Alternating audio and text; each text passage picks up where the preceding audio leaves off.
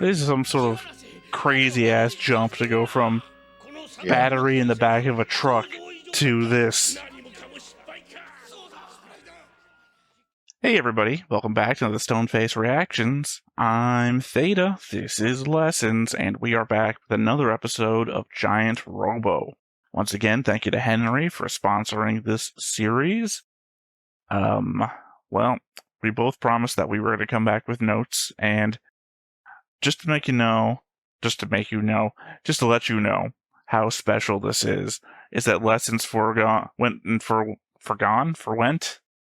brain meltdown. 2 hours of sleep. You know, it's forgone. No, it's not forgone. My brain doesn't think of the word. It's so, on the edge of the word that my brain's now stuck on trying to figure it out. What? Forsworn? No. No. I'm not. Forsooth, I have forsworn the notes. Well, no. I'm trying to indicate that you have put your priority onto this one at the cost of another note section. Yes. And I can't think of the word that I'm seriously trying to go for, an FOR something.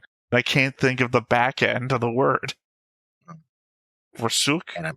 You forsook the other notes? Forsaken. I have forsaken the notes, yeah. Yeah, well, I mean, I think that's the word I was looking for. You have forsaken the Universal Century Gundam notes for this. That's how special this is. Because typically it's the other way around. Lessons won't take notes for Patreon videos and focuses on Gundam Wing or whatever show we're watching in Universal Century. So this is a special occasion. That said, though, I do come back with a board, as I always do. Now, I do not have a board changelog. Sometimes I do them for episode 1, sometimes I don't. This turned out to be didn't. Because obviously I was making it at the same time as I was taking my own notes. Having the problem again where one name gets replicated in another one. No, I'm seeing that now too. Yeah, Daisuke Kusama. I get that sometimes on my end, but not all the time. And then obviously you can get that on your end without me seeing it. Give me a second. Pause. Because also the other annoying bit is that you can see that they're also out of alignment. How the hell did that happen? Do not know. I do care, but I don't know. No, Concept Board's been having a problem. I got a ticket with them. Mm-hmm. Where sometimes I'll go to export the board. You know how I attach it to the videos and everything? Yeah, the background will export in a different color. You know, I've noticed a lot of more streamers and stuff using Concept Board for stuff online. I've not seen anybody. Oh, I've seen a couple of people who do Concept Board, but they do the list that we do, very similar to S tier, A tier. They do something like that. That's the format. They don't use it like this. They use it in that format. Well, I mean, we do that too. I've seen a couple of people. Yeah. So I see a couple of people do it. It's that's a Concept Board. You sure they're not doing Tier Maker? It could be, but it looks the same. Well, Tier Maker does the S through. Yeah, I think that's because I probably copied the color scheme. Oh, it could be Tier Maker then. Well, because when we use this, you can be on here at the same time and point at stuff. And otherwise, if I was doing Tier Maker, I'd have to share another screen with you. Hey, look at my screen while I do this, and you just talk me through whatever you want to look at. Yeah, it could be that, but I think it looks very similar, so it could be I can't tell the difference, which is entirely possible. All right, well, back to this then. Okay, Keiji Murasama, which is interesting because he's supposed to be the investigator of the Paris branch, but he has a Japanese name, but sure. Well, I guess he's got literally my first note will address this, so I'll just wait. Yeah. But aside from that, what's it? Okay, Gengia? What's a connection? Gengia and Vogler. There has to be a connection there, considering what we saw in the last episode. You said has to be? I don't know, because I assume you're talking about the end of the episode? Kind of, yeah. When they're supposed to be superimposed on each other. I don't know if that means anything, because that's also Shizuma who's having that vision. Yeah. Because that could be psychological. That doesn't have to be real.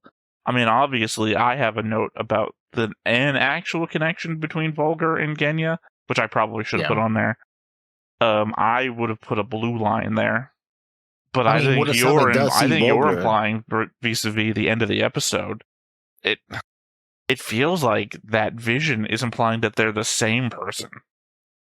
Yeah, sort of. It's weird. But yeah, that's what I'm saying. It's too nebulous for me to make any. Like, if I was to say put everything on the board, every idea, every concept, I think I'd have to make 2 different boards. One where Genya is Vogler, and then one where Genya is Vogler's son. Yes. That's what I'm saying. I'm not going to make 2 boards. I'll just wait until the show tells us which one is which, and then we can just theorize. I should have put a connection on there, though. I do think... Yeah. Well, here's the problem. You're indicating that you believe that there's a possibility that Genya is Vogler. Vogler, yeah. Weirdly, in the books, in the show, they spell it with an F and everything, too. Instead of the subtitles spelled with a V. But also Gindre with Vogler as well, if she is the daughter of Vogler. I didn't want to go into that yet, Griffin. Griffin, the fuck? Hey, you're going back in time, too. Get your wife's name out of my mouth. Yeah, it's just saying, it's a weird thing to call you Griffin, so you might as well go a whole fucking psycho angle. Yeah, so. No, you threw me off because I was like, don't talk about it, and my brain is like trying to close on that because I have multiple my note section is just a fucking mess. It's a ramble where sometimes I would 40 minutes into the episode went back and added stuff to the top, came back down, added a whole new note on the bottom. I have a whole thing about Genya. Sorry. I clearly need to type these names on a larger font because at the font necessary for me to have everything on the screen right now, I can't read that. I don't remember what her name is off the top of my head. Genri. Yeah, that's right. Genri. Is it Genri or is it Ginri? No. Ginri. I was going to say, I thought it was an I. I have a whole thing about Genya, Ginri, and specifically Professor Go. Which, by the way, is still throwing me. You never watched Voltaire 5, right? No. Professor Go is the dad's name in Voltaire 5, and he's like a big thing. Like, every episode you might have seen go up on the channel about father in turmoil or some shit. Father is always Professor Go. His whole rebellion against the Bosnians and all the kids trying to get their dad back. It's always Professor Go. All the kids, they're the Go kids. So, having a guy here called Professor Go just gets me. It's like, he's the one I think of, not this guy. Yeah, they're the 5 kids, actually. Literally. What do you mean? Go is 5 in Japanese. Oh, well, in Voltaire 5, it's 3, ironically. Yeah. Voltaire 5 is the 3 Go kids and then 2 other kids. The General's kid and I guess technically Professor Hamaguchi's grandkid, actually. Who he abducts from America. Well, for some reason, even though it's supposed to be present day or the future, his parents died in the Wild West. So... Yes. Yeah, there was bandits or something, and they're asleep in the desert, and it's covered wagon shit, and it's when does this take place? We're fighting alternate timeline, I guess. Yeah, we're in a giant robot fighting space invaders. And it's but your parents died in the Wild West. Yeah. That's just plain weird. But then again, this is a 1970s giant robot anime, and it did get pretty weird, as we're seeing here. Now this voice crack. This is 1990s. Yeah, but the original giant Robo was 1960s. 1963. This is 1993. Yeah. I was talking about Voltaire 5, which is 1976, 77, somewhere in there. Yeah. Tomino's still romance trilogy, yeah. Mm-hmm. It's the only one of them that I've seen. I never seen any of those. I was Go Nagai stuff. That's the stuff I saw. Again, another Go Sensei. I guess we're ready for notes then. Just about to say. Yeah. Let me get started. And I apologize if my notes don't make any sense. I'll try to have them make some sense. We both prefaced that already. Both of us have already told you up front. Our notes don't make sense. Episode 1, The Day the Earth Stood Still. I mean, that's the whole of the series called The Earth Stood Still, but this is the first episode. Well, the episode 1 is actually called The Black Attaché Case. Oh, yeah. Well, I didn't see that. I love the way they capture, the animators, the original animation style, how they lean into the diesel punk aesthetic of the era, but at the same time, they give the modern styles like the modern style, like the digital radio dashboard on the car. It feels more like an early to mid 1960s Hollywood action flick, a la James Bond, but with giant robots. Oh yeah, I forgot I was going to do something about that. You mentioned his digital radio dashboard, and I just remembered he was tuned into frequency 83.1, and I thought to myself, is that AM? Probably. Yeah, I was going to look it up, and I forgot. I forgot what the difference between AM and FM was. It's frequencies, but I don't know what the frequency range is. AM is the lower frequency range, FM is the higher frequency range. I think all FM are double digits, and AM starts at double digits and ends. No. No, I know that's not true, because I used to listen to double digit FM radio stuff. Well, that's what I'm saying. FM is double digits. AM is it's no. Well, you're right. You're right. I'm going to say, because I think typically FM radios go from like 60, 70 up to like 10. I can't remember how high they go. I know I usually listen to like wave 104.1. We talk all day and have no music to say. Well, way back in the day, I used to listen to AM radio because they still had the what we call them? Not radio plays, but radio dramas. Those sorts of things. I like to listen to those going to sleep. BBC still has those. Yeah, I listen to Dirk Gently on their BBC play. What's his name? God, I can't remember. I can see his face. I always link it to people because when I say you look at BBC's TV shows of Dirk Gently and who they've got playing him, I was like, no, look at this guy. This guy looks like fucking Dirk Gently. When I listen to Douglas Adams read Dirk Gently in the audiobooks, this is the guy I'm imagining. All right. I just want to say, rewatching to take my notes in the English dub was a great time. Hearing some of those over-the-top accents, chef's kiss. And that's what I was talking about with Kenji. He has a French accent. Like, everybody, like, some of the professors are German accents. They all have over-the-top accents. Not specifically over-the-top, but they are there. I just listened to it in Japanese, so I didn't pick that up. Well, I should say, this is also my third time watching this now. Obviously, I watched it with you the first time, reaction. Then I watched it again, I think I told you this, for the commentary track. So the Patreon got a commentary track and our reaction. And then I, of course, rewatched it again, this time in English. Obviously, the commentary track is in Japanese. So I've watched it twice in Japanese now, and a third time in English. I could have done that. I think I'll do that when I have the time.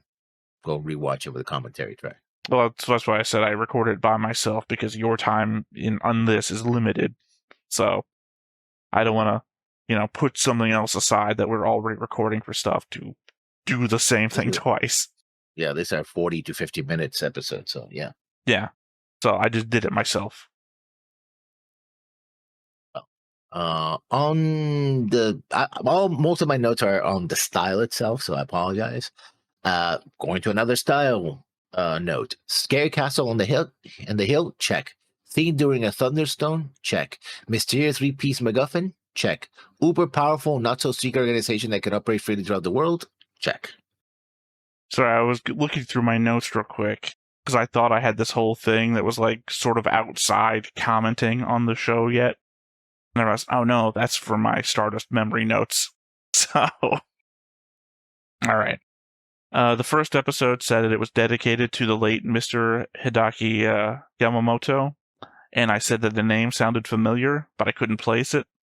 Well, it must just be a name that sounds familiar to me without context, because while I'm on my way to knowing about him, I haven't seen anything of his yet. He wrote a number of the Yamato movies, but I'm still finishing up the first season of the original show in my watch through. So, about 30-ish episodes from now, I'll get to see what he's all about. That's another show that, because it's the battleship itself has a lot of that, World War II diesel punk, like chunky mechanics. It has high technology too, of course, because sci-fi. But the battleship that they converted into a spaceship. So I mean, I've legitimately mentioned it to you in a number of other reactions already. Like, oh, they've got a fabrication facility on the inside, and they made this plane that has no seams. I bring it up all the time, as I do all of my solo reactions in our double reactions. Clearly, our heroes have martial arts-based superpowers, but even they can't seem to take on the settings giant robots by themselves. They can attack helicopters, entire factories by themselves, but when it comes to a giant robot, it's like, okay, let's call our backup because it is a bit too much. Conceivably, they can. We'll never see them do it, though. Not now. But I mean, conceivably they can, because they've just met Daisuke. So, conceivably, they've been fighting the giant robots without him. So, those would be interesting fights. Superheroes. Well, I guess it's a superhero fight against a giant robot. You see that on a comic book. I would say legitimately that's Superman versus Toyman. Yeah. The way the intro starts telling us about the third energy revolution, the Shizuma Drive, Big Fire, a secret organization bent on world domination, and the Experts of Justice, an international police organization from around the world, with shots of terrorist actions and giant robots attacking places, really does a job of showing that this is a lived-in world already. Like, we are joining these characters somewhere in their already established lore, rather than rehashing their origin stories. Yeah. Especially, normally, sort of like this would be the origin of Daisuke, and with, giant Robo. Like, oh, when he found it out, how he activated and all that, was like, no, he already is doing what he's doing, right? Hanging out for dear life and giving him instructions with, magical watch. Yeah. Well, I mean, I was likening it in my mind to like Batman, Superman, right? At some point, everybody just knows their origin story, so you stop including it and you just move on. And in this case, it feels like, we're joining an existing manga where we expect the manga readers are either going to know already, or we're going to hook you with a story that's good enough that you're going to want to know what their backstory is. Yeah. Love how the animation emphasizes the weight and power of giant Robo as he strides into the battlefield. And I think I made that comment while we were watching, right? He was walking in and glasses were breaking, and it was like, I mean, sort of. I think they were just emphasizing that the other guy was terrified of something he couldn't see coming. It's like, what is that? That too. Well, yeah, I think I've talked about this when it came to Witch from Mercury. When you first see the school's day starting, and like all the people start going around, and they start like making the mobile suits walk out of like the hangars, but they have that just a little slow. You can feel that they have real weight, like they're meant to be real robots. And I don't know, I just didn't think about that from the giant Robo perspective when he was coming, but I may have just been focused more on Q-Boss and his reaction. Also, the acknowledgement that he's wearing a hood. Well, because it looks like he's a racial stereotype in the thing. And then when you see him pull a gun, it's like, wait a second, it's a white arm underneath that. That's a hood. Which I guess is also... I mean, could be racially motivated too, but... Yeah. Alright, that was your note. Has to be something of a joke that we listen to a news report about the world's largest Shizuma power plant, Saint Abe, while looking at the character with a massive nose. I say that as Saint Abe the Younger is the patron saint of the nose. On another level, seems like a bad idea to have one power plant supplying half the world's energy, especially with a secret organization out there performing random giant robot attacks. But at the same time, if your power source is that reliable, I guess, and 100% renewable, because you can recycle this stuff 100%, you don't need that many power plants. Yeah, well, I think you do. I think you need it from the point of failure protection.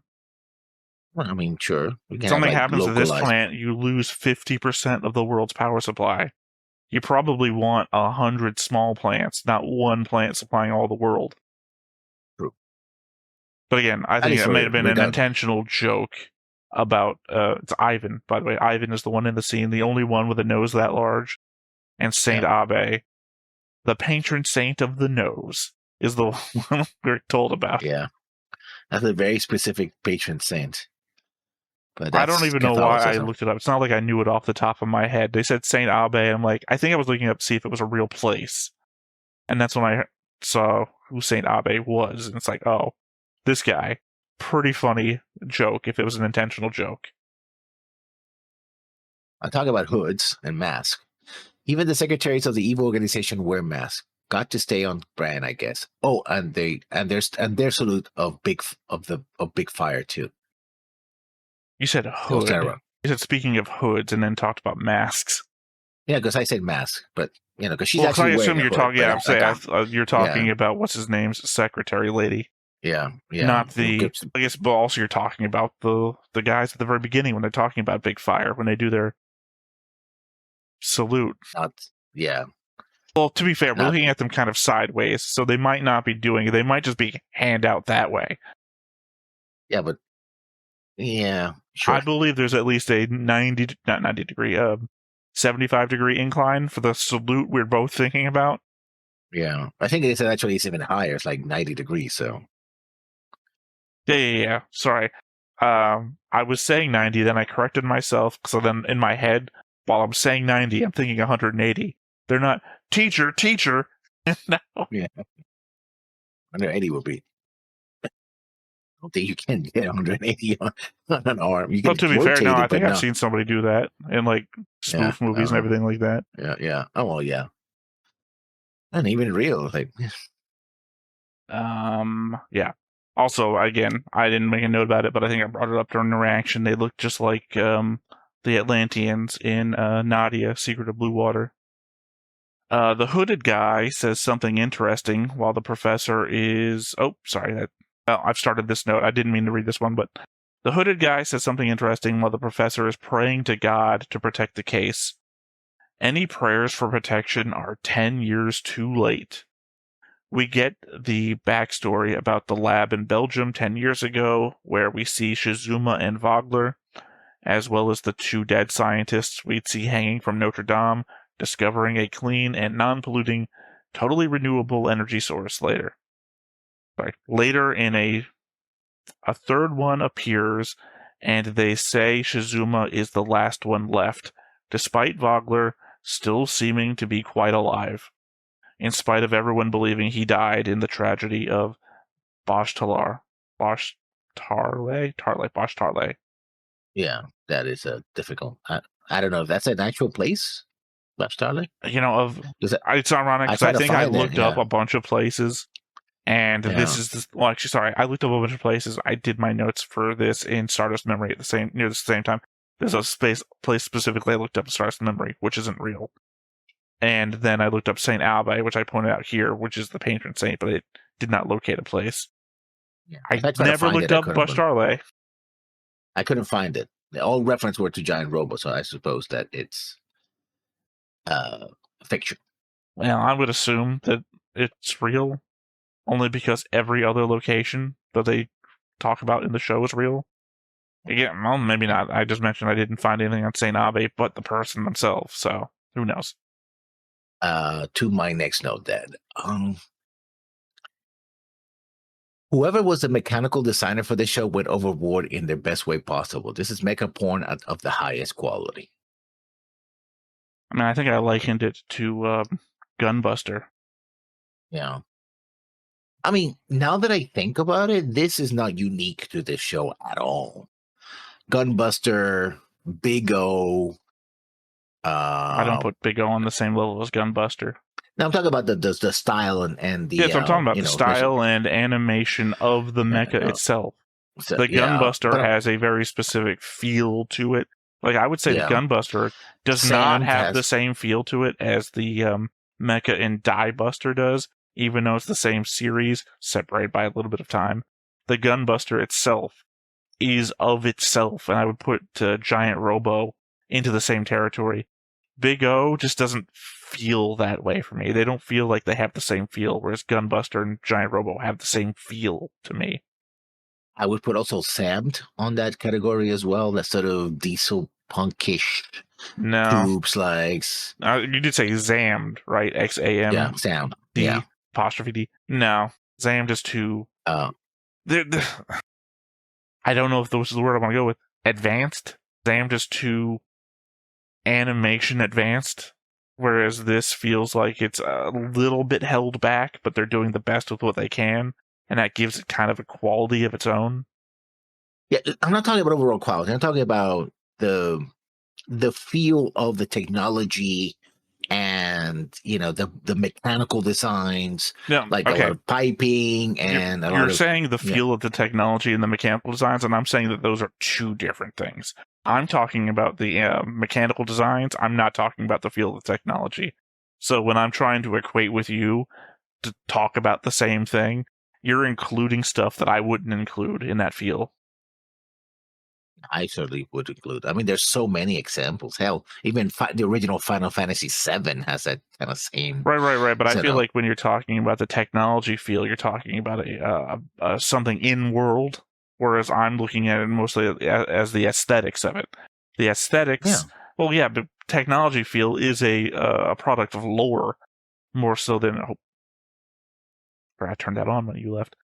More an aspect of lore, I feel like, than it is a product of just what you're looking at.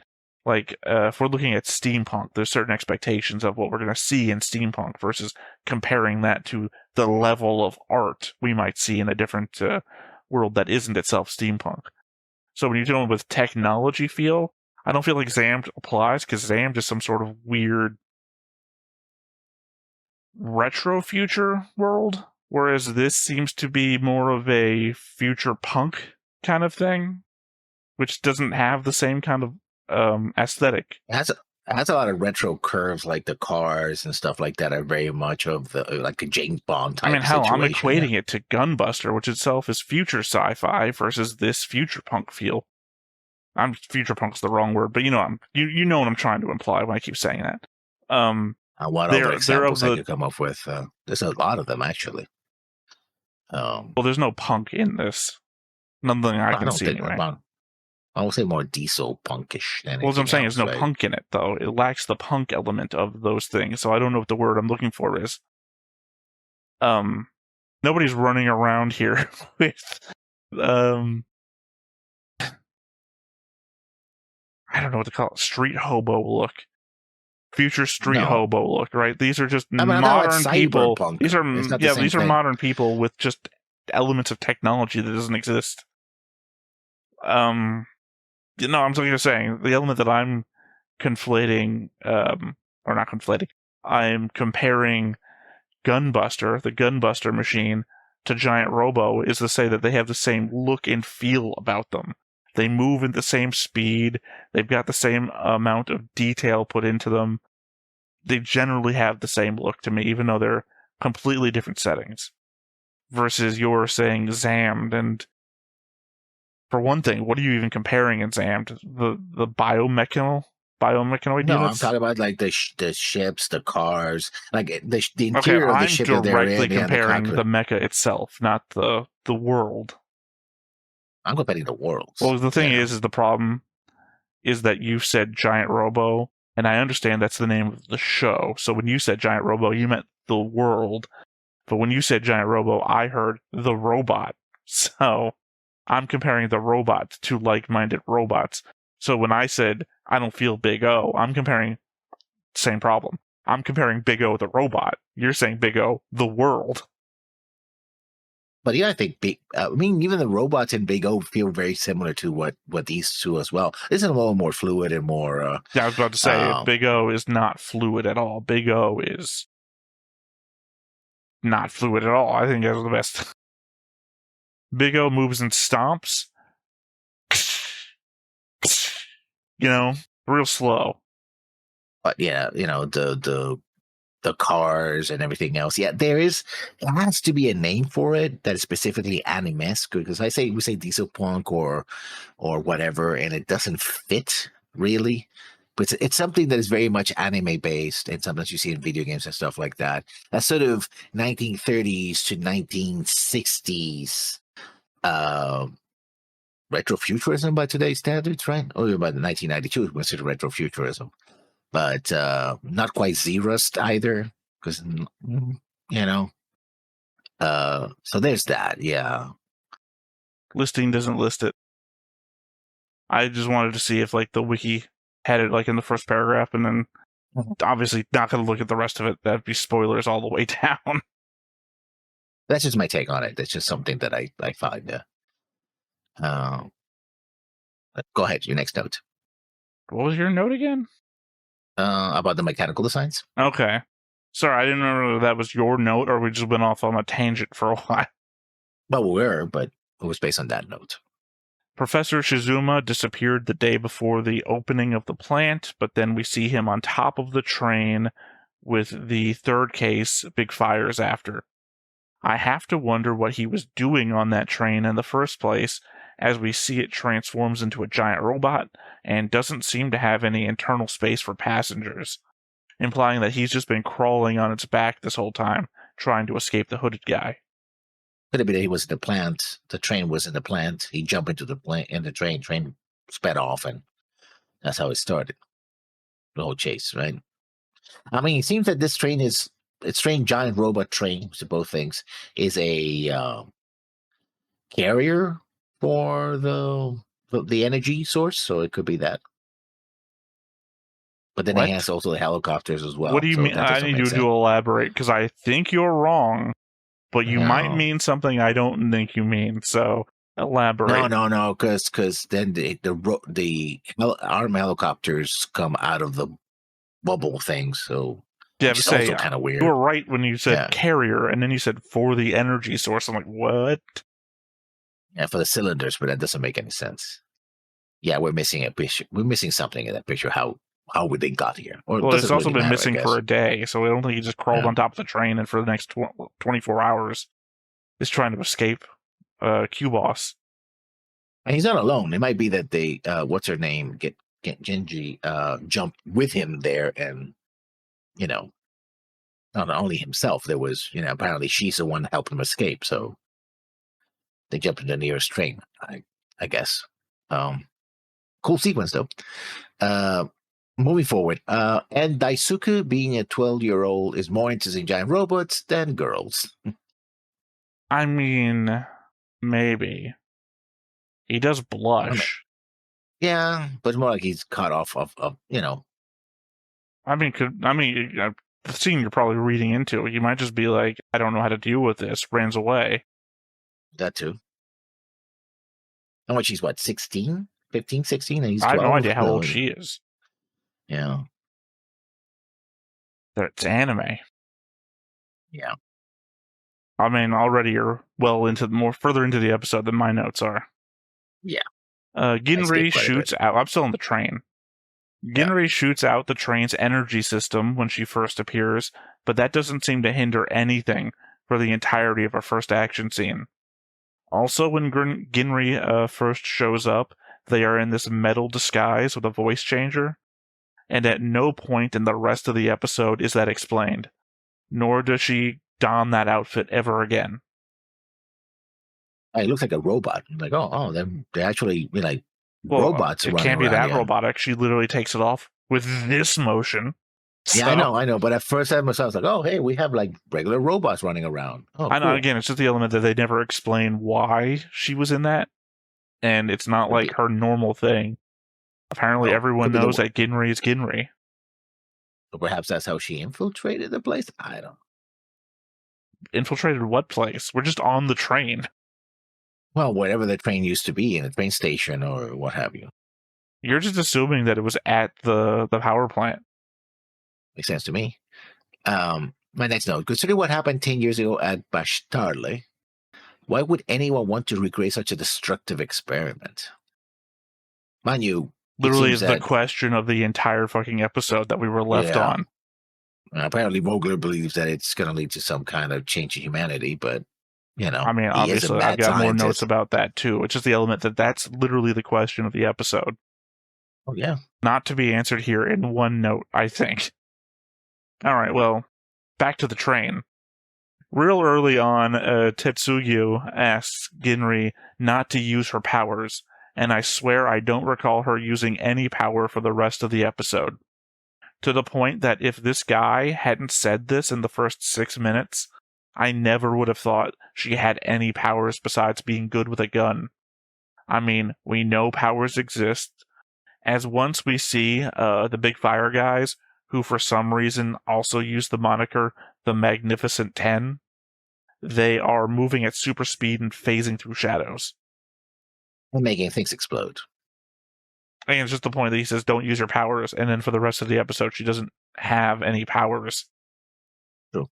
And he does uses his axes that are attached to chains, and these axes are on fire. They're not on fire. You might be conflating him and his bro. His bro has the fists of fire. Yeah, he does. They're not on fire by default, is my point. Yeah. When he first pulls them out and then throws them at things, he chops through like a bunch of shit without them being on fire. They become heated. He does something like he becomes heated and then starts throwing them. So he does something. No, he does it immediately. He goes like that, and they come out of his sleeves, and then he starts hacking at everything, like throwing them long distance up, and they're not on fire when he's doing that. Oh yeah, they are. Well, you know what? We're not having another 20-minute disagreement. So you say they are, I say they're not. Commenters, hit us up. My next note.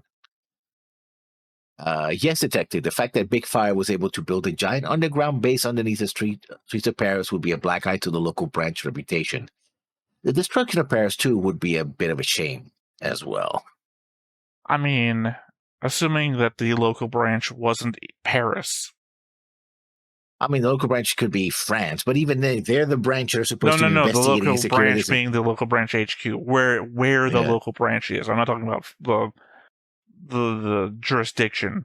I mean, I don't know if they have jurisdictions. They're an international organization. They just go wherever. I'm saying that it doesn't mean that much to like besmirch their name if their HQ was in Paris, because there is no HQ anymore.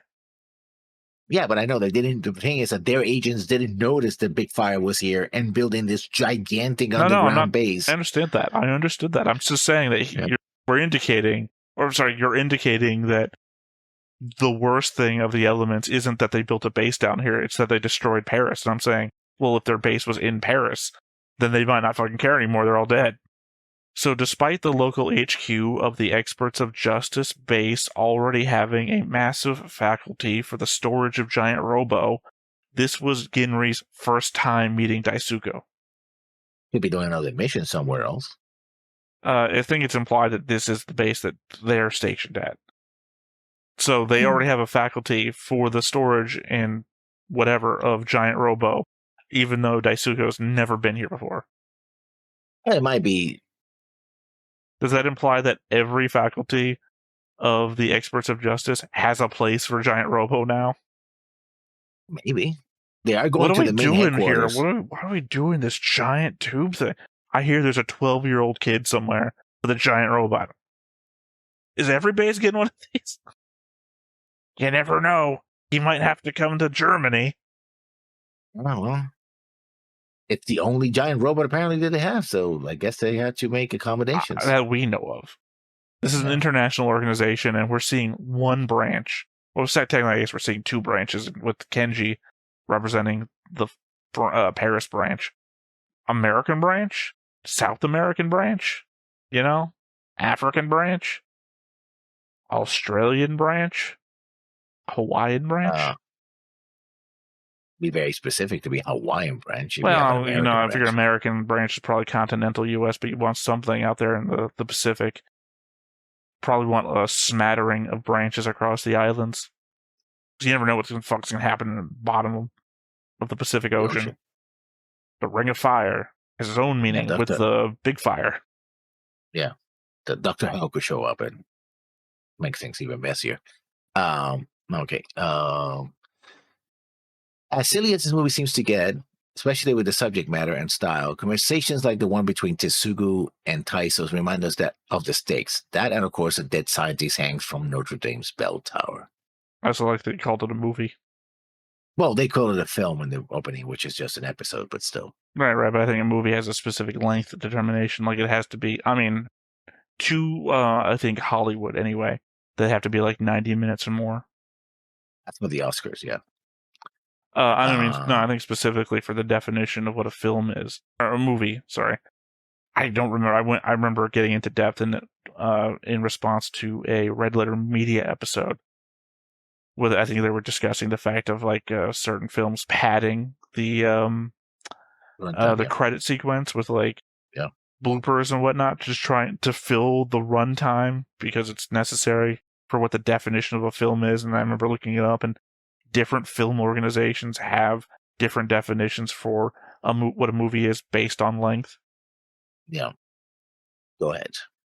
Well, I already talked about the people hanging from the bell tower in like my second note, so I don't really have much else to address. Although I'm pretty sure I have a future note about it too.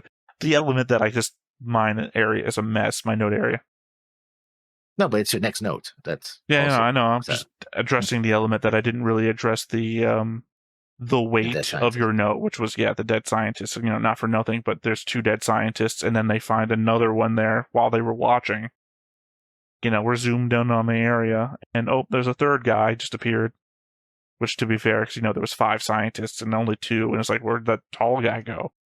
The boxer guy from Gundam Wing. Yeah. I'm assuming that the first episode starts just after midnight, as Ginri says that this is the start of the 7 days that would never be forgotten. I say after midnight, as it would be easier for a moniker like that if this event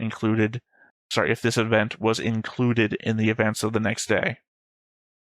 Yeah.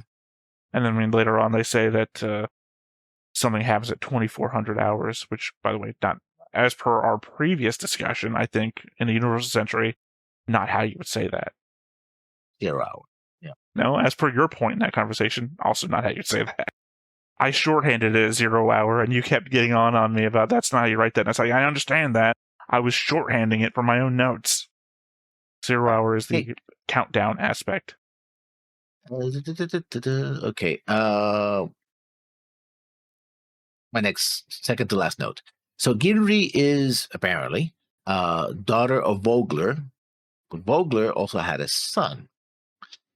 Did the father and the son merge somehow? Is this the son taking on the persona of his father, or something different altogether? Obviously, I already indicated I've got future notes about this. But it seems like your indication is that you believe this is some sort of Scooby-Doo mystery. Probably. That we're going to find Vogler, the one that Kenji keeps seeing, and then someone's going to rip his mask off, and it's been Genya the whole time. Or the reverse, or we're going to rip Genya's mask off, and he's been Vogler the whole time. Oh, that doesn't explain why Vogler was in Paris while Genji was in wherever the hell the castle was, and while he was sleeping. You say that. I'm saying he was asleep as far as we know. Could have been he went to Paris, came back, went into bed, and we saw him woke up again. Speaking of which, so Vogler shows up in Paris talking about his revenge next to 2 hanging corpses as green fire is ravaging the city and razing it out of the ground. Starting from its epicenter, every Shizuma device in the region stopped working, leading to the blackout we saw spreading across the map. Which to make sure to show us later on that it's not simply that the lights went out, it's like literally motorcycles and other type of vehicles that have their own power sources, those 2 also broke as well. I don't know if it's intentional, but it also seems to indicate that not all of the devices went out in the same way. No. Because you watch the thing go out and it goes darker, Also, there's like little spots of light in there. However, that could be the fire. I don't know. But they do also go dark. Yeah, so I don't know if they're indicating something with that or it's just animation, right? If you remember back in Universal Century with the Black Tri-Stars, when they're escaping from their first fight and they're going through the woods sideways and then there's like this little dot behind them. It's like, oh, did he survive? Is he like flying behind them on a jetpack that we've seen before? It's like, no, it's just one of those little spot marks on the thing that's just those three moving. So it could just be an animation glitch. Well, that was your note, right? Yes. All right, well, my last note, just a comment on the very end. As cliffhangers go, this was a good one. Well, yeah, I mean, it's very confusing. So leaves you having to learn more if you want to know what's going on.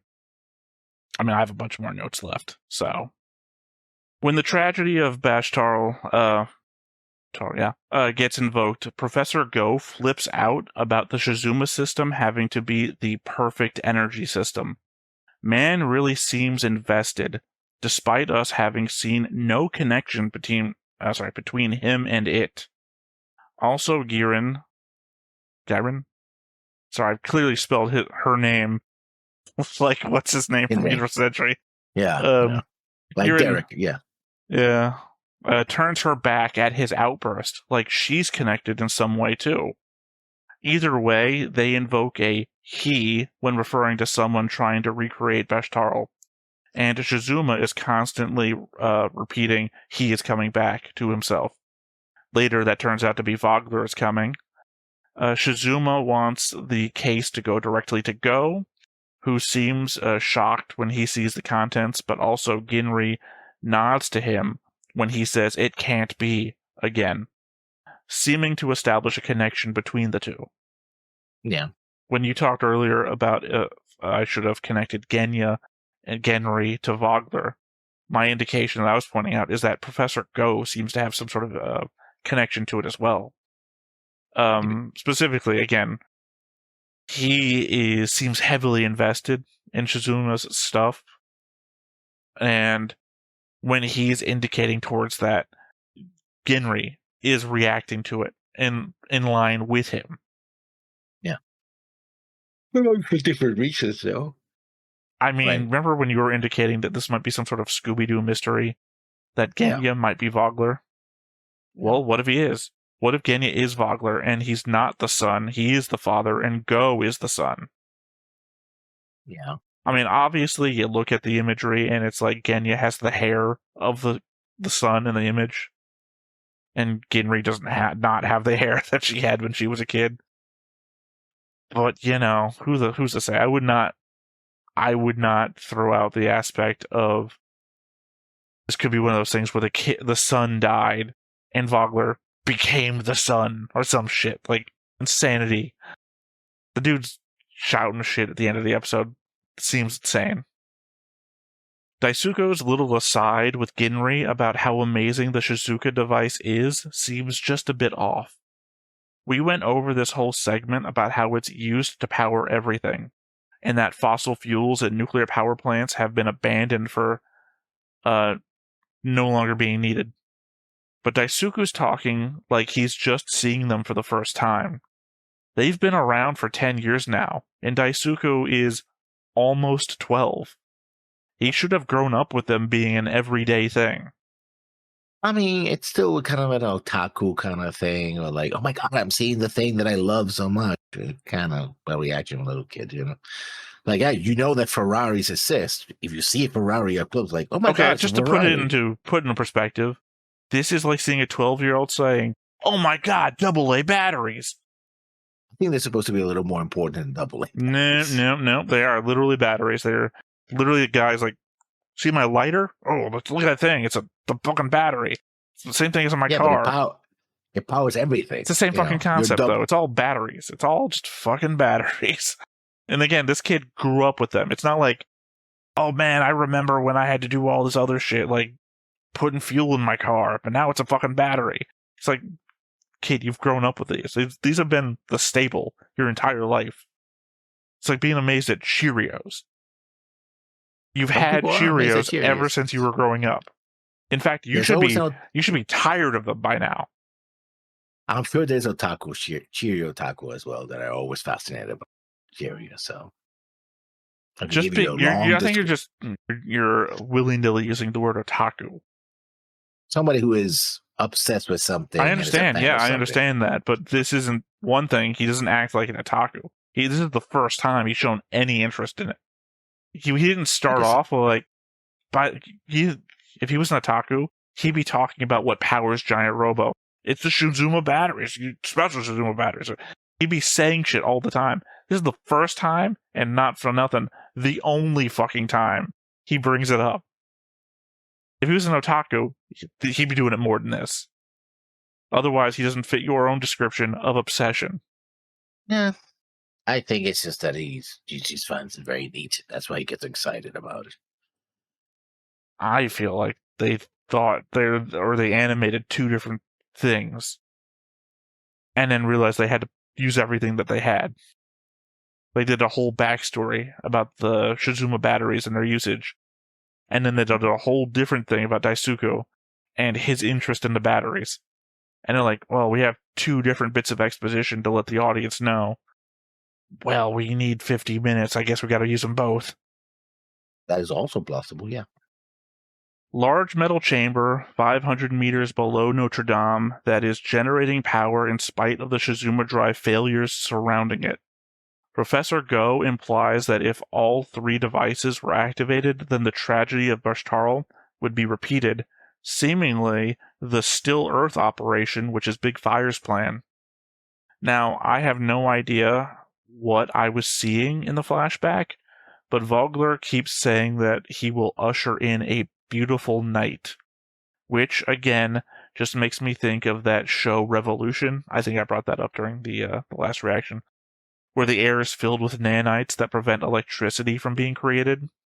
Maybe he's created some sort of worldwide Shizuma Drive EMP.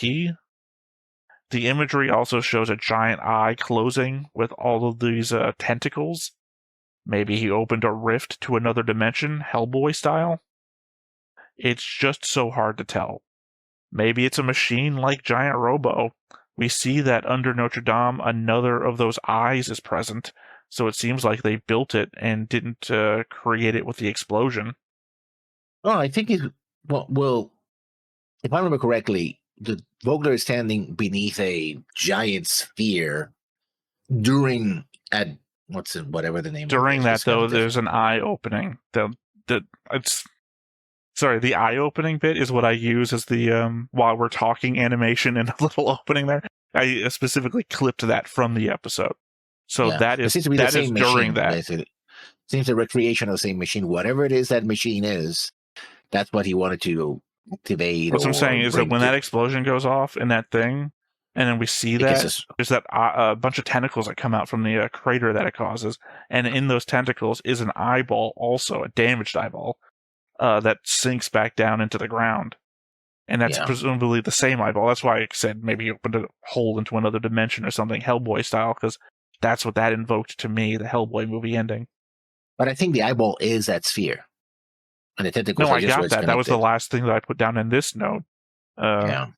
Maybe it's a machine like Giant Robo. We see that under Notre Dame, another of those giant eyes is present, so it seems like they built it and they didn't create it with the explosion. That's me separating the two thoughts from one another. That if they opened a hole into another dimension and the eyeball came from that would be one thing. But if it's something that they built first here, that would imply that they didn't create it with the explosion, that it's something else. And the only thing I can think of when I say something else is that it's like Giant Robo, and that Giant Robo seems to be somewhat of a... They say at the end that, maybe it has an auto-response thing with Daisuke when he's in danger, but it also kind of feels like it's somewhat intelligent. So that maybe they built an intelligent robot. Or, well, it also could be that the original intent, that sphere could... Okay, in the background, maybe I'm saying something that you already said, so forgive me. It's been that way. That's why I've repeated myself, to indicate that you're saying something that I've already said. In the original flashback, the Doctor is also standing beneath a giant sphere with a lot of tubes. And I think that also was the eyeball. That's what I said. Yeah, that got destroyed, and then they built a new one. That's what I'm saying.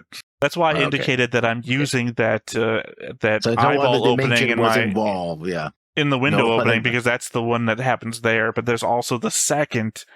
You see, you keep saying the first flashback. There's the second flashback where we see the broken eyeball descending into the pit with the tentacles and everything. Yeah, the tentacles were the connections to whatever it was No. connected to. No. You're talking about, again, you keep referring to the first flashback. The first flashback is the sphere, which is probably the eyeball, as you're also indicating. It has tubes connecting to it. The second flashback is tentacles, not tubes. I think they were the tubes. Just no, they're way too big and too long, and also they're doing shit. If they're tubes, they should have been floating down, not up. I mean, they could be the reason, and energy might be coursing through them. So that's right, like cables or power cables that are just That's the element that it's a giant fucking eyeball. I think it's tentacles. I mean, I'm not. This isn't a realm where I'm like, no, you're fucking wrong. This is a realm of I've given 3 ideas as to what it is. I'm just throwing shit at the wall. Okay. And then Genya is having nightmares about it. Does Genya have the same hair as Ginri? Is that going to be a thing? Because if you look at it, they both have green hair that has literally the same.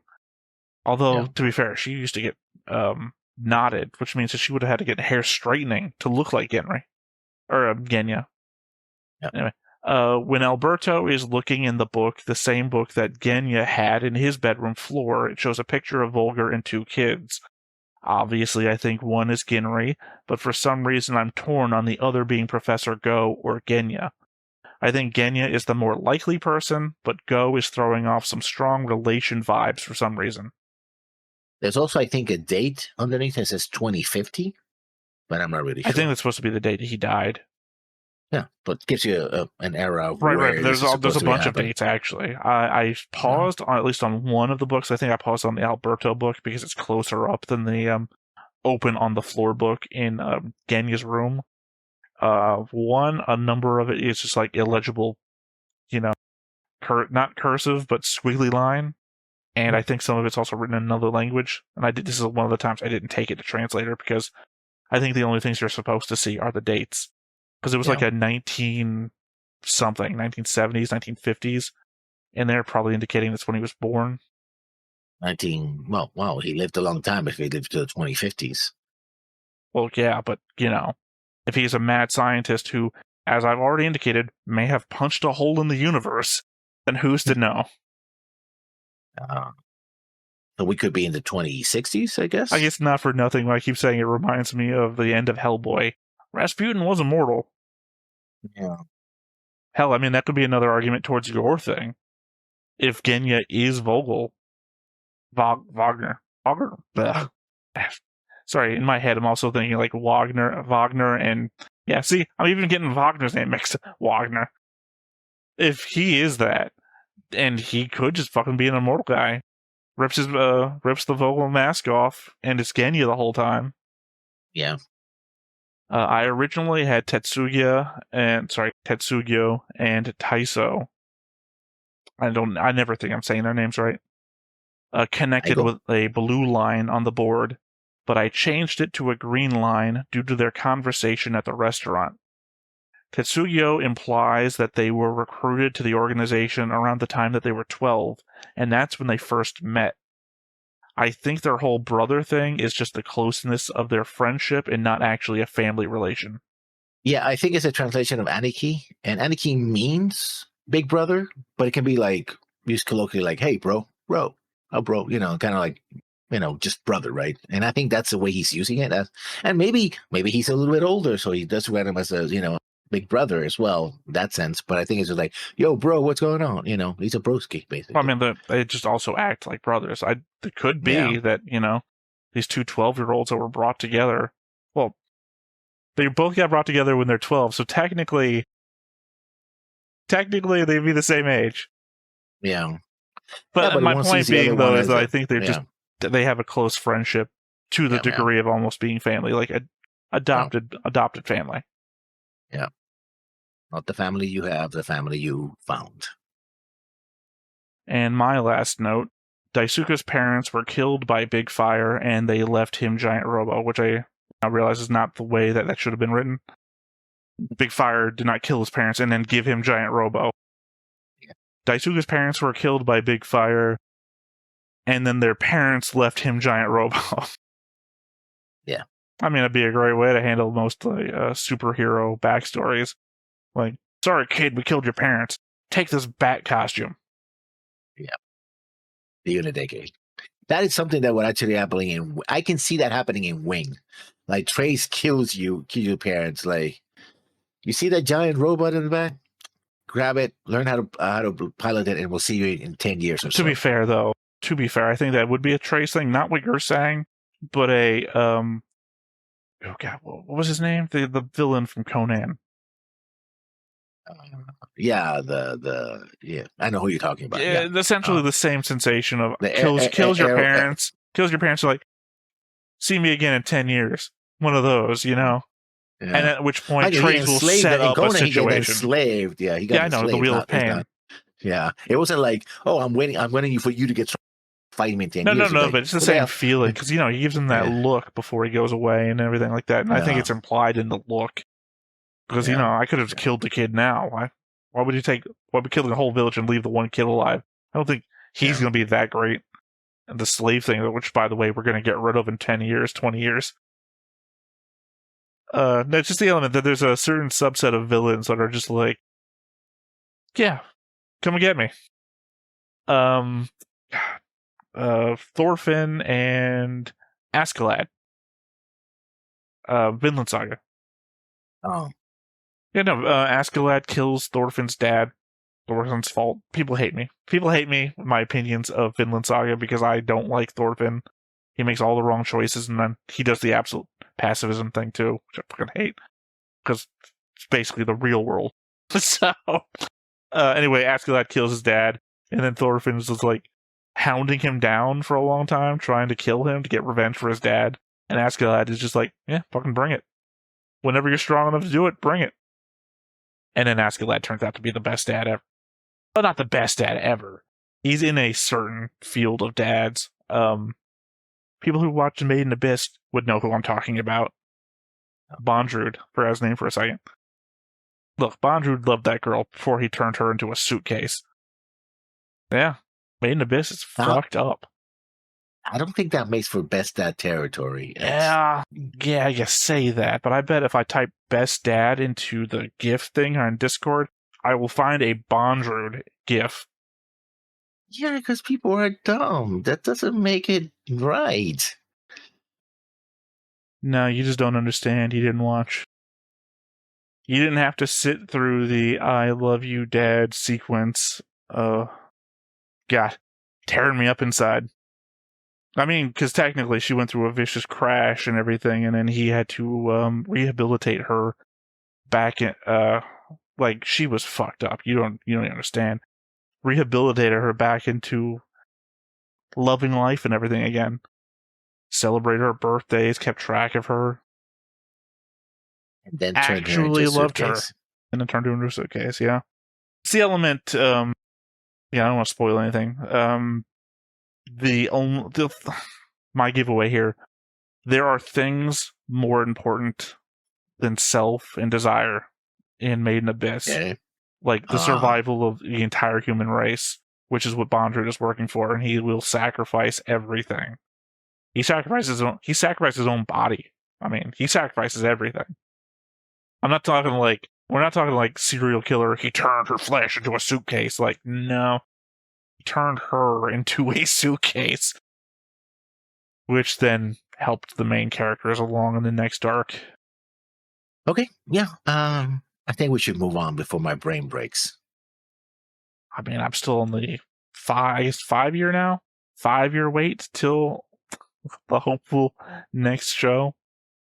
But it's in the same category with 86 and all the other ones that I just can't wait to see again, but are so far away. Alright, well, that is everything, so I guess nothing left but to see what we get in episode 2. But before we get started, make sure that you hit the like button, hit that subscribe button, comment down below to feed that algorithm. On top of all that, if you want to watch more shows like this, unfiltered, uncensored, and uncut, as well as some early access stuff, you can check it out over on the Patreon. It's just $5 a month, but hey, no pressure. There's zero pressure in order to do that. It's just a little bit of extra support, and it would be greatly appreciated. A Muse video. Bandai Entertainment. A Yasuto Yamaki production. Obi-Wan no film. 未来は現在の我々に栄光の光を与えてくれた。そう。 How's that work? ついに全ての恐怖を克服できる時が来たのだ。太古には木々をこすり合わせ炎を起こし。 Okay, this is Bashtarlle, right? Yeah. Yeah. Oh yeah, 'cause this is literally the speech, yeah. Yeah. Before, you know, 4 other scientists try to lay into him. だがこれからは違う。何の恐れもない夜。我々は手に入れたのだ。今度こそ美しい夜を。それは幻ではない。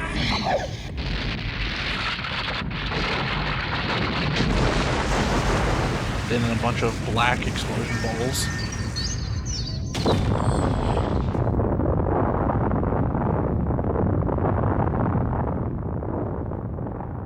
Years after. Or 10 years later, I suppose.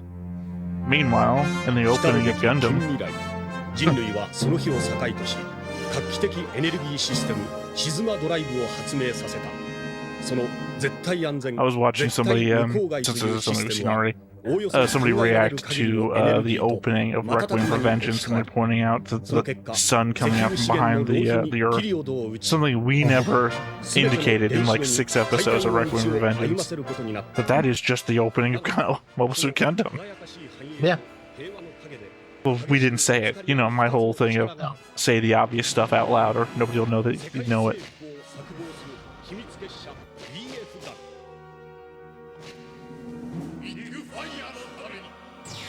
See? That's from beneath. That could be completely, 0-degree angle. Yeah. That could be, hey, everyone, hands in. Simon says. Yeah.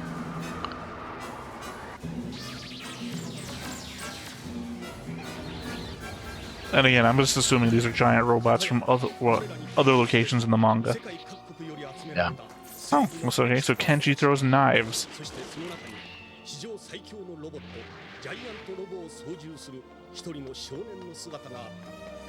It makes it look like Tetsuo actually setting fire everything, running from.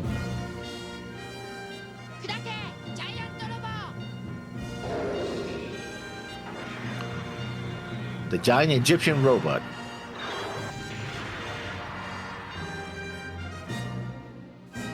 In case you thought this was live action.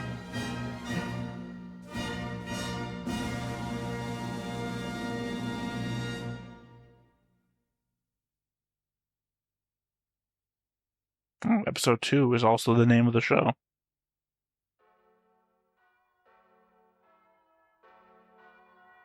Not to know.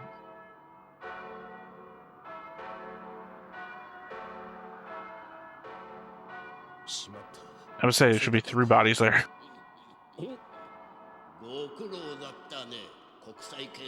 No, we're still in flashback.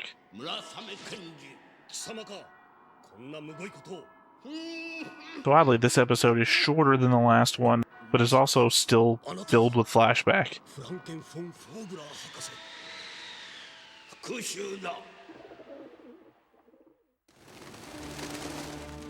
Again, I think the element that he's holding a candle is another one of my clues to maybe it's a worldwide EMP.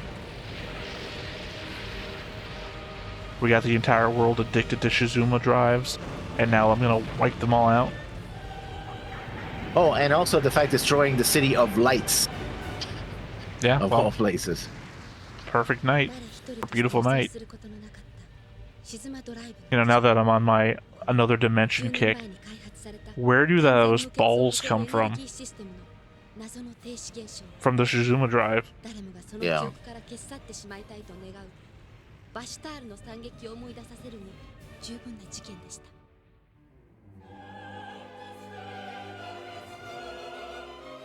We are still in flashback. Yeah. Again, I guess this could be like the episodes of Origin, Origin just had longer and longer flashbacks because it was like a year between every episode.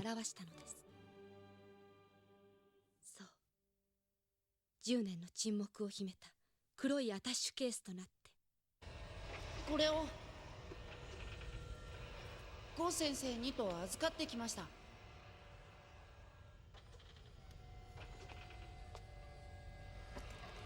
しかし今さら静馬博士が私たちに何を。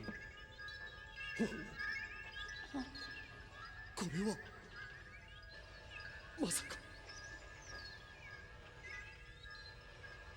That guy looks like he has no eyes. Like yeah, I made that joke in the first reaction. Yeah. He does open his eyes later, so. 君がジャイアントロボを操縦するような勇気が私にはもうないんだよ。そう、二度とバシュタールのようにはいかんのだ。I like the music too. 僕にはよく意味がわからなかったんですが。And audio.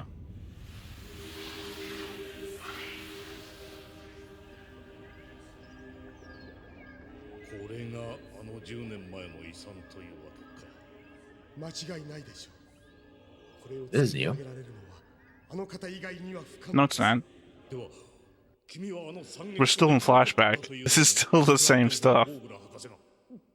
But look at the shadows. Remember, the shadows are the two villains. No, that's Professor Go and the commander of the squad. Yeah, but their shadows gotta look like the two villains are gonna try to attack the base later on. They do attack the base later on. I'm just saying that's a scene that we had last episode. This is also a scene we had last episode. Oh yeah. We're Yeah, getting closer to the end of last episode.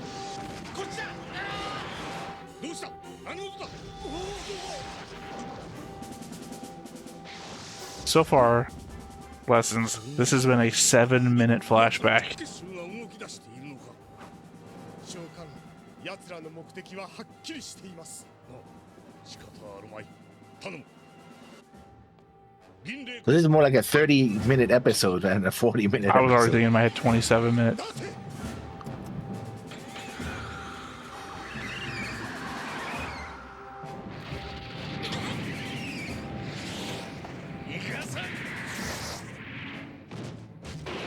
And then they got away.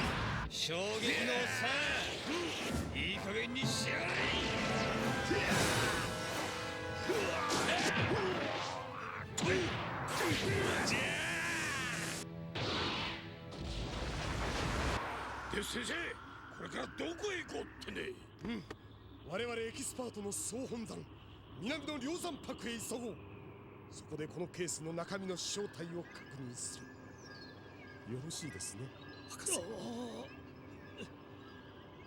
ケースの正体って先生。 Where he says that he'll tell them everything and then tells us nothing by the end of the episode. よく見てください。これは普通のものじゃないですよ。 Oh, they're different colors. There's yellow, another one is Well, blue. one's covered in shit. あの10年前のバシュタールの惨劇の時と全く同じなんだ。まさか。博士、今度こそ間違いが起こらぬようにこの静馬艦の正体を明かしてください。博士、あなたはまたあのバシュタールの惨劇が起きてもいいというのですか。博士、博士。悪かった。悪かった。 I mean, is it like guilt for having run away from Bashtarlle? Probably.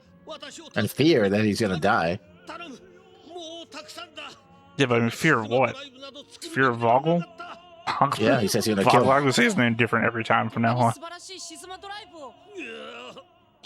頼む、あのフォーグラーから私を助けてくれ。いやいや、ここまでにしていただきたいですが。あれは。 It's Ivan. 普段のロボット。さあ、そのケース、博士と一緒に返してもらおう。 That one's less ambiguous. Yeah. That's just a straight up Heil. Oh yeah.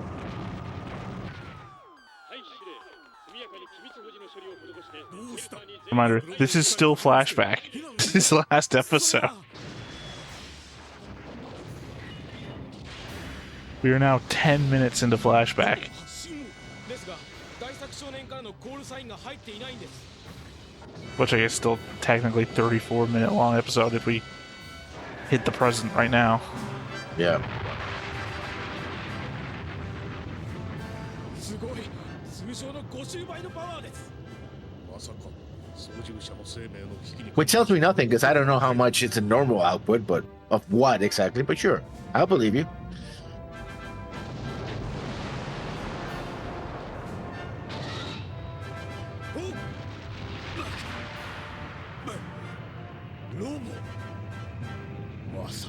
Yeah, now he's all worried that Daisuke might be in danger. どうした大将よそ見はいかんぞ死ねまさか大作の身に Don't know why I keep wanting to say Daisuke instead of Daisuko.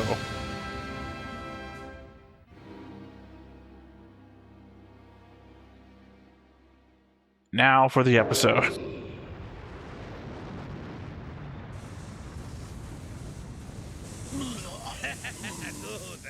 我が盟友幻惑のセルバンテスの敵そして貴様に Cervantes. 夢の痛み思い知ったか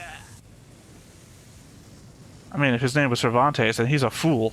動かせるアームを使え塞がれた通路を開けなきゃなら急ごは急げ状況をまとめろどうだまだ大作君とは連絡が取れんのかはあまだ何のサインも入っておりません大将軍へ支援部隊は出せんのかええ公式系統がバラバラの状態では仕方あるまい全員撤退その後基地を爆破する長官どちらへ私が撃って出るまさか I mean, also, technically, there's only one guy, I guess two guys attacking the base. You're gonna self-destruct the base? Because two guys? このようなことで静かなる中将が動くこともございますまいここは我らにお任せお君たち一斉君によろしく Okay. I guess there's more people, more heroes in them. It's an international organization. Gotcha. And the horses also speaks, I guess.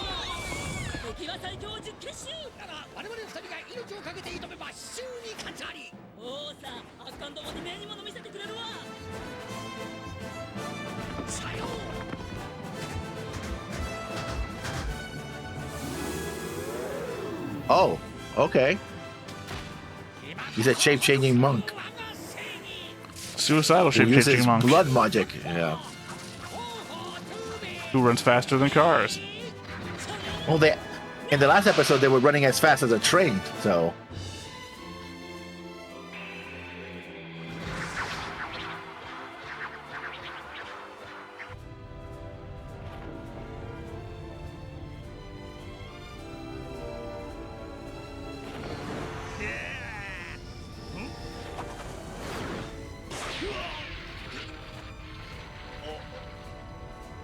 Could have just said let him go.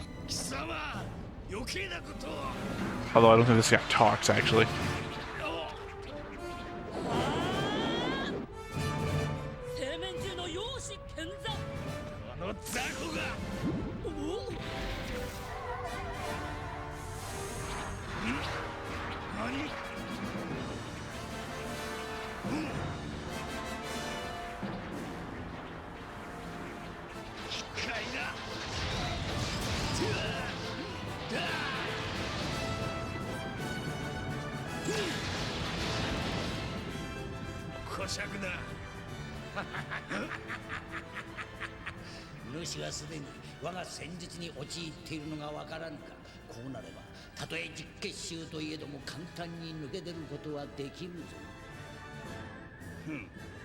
So, I mean, is this an illusion or is it actually happening?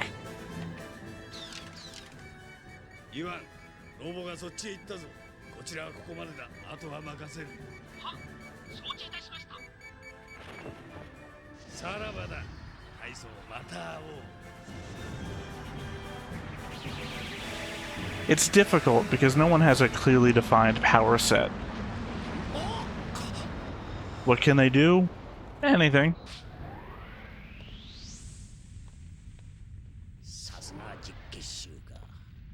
私のいた位置を読んでいたとはな。大作は武士か。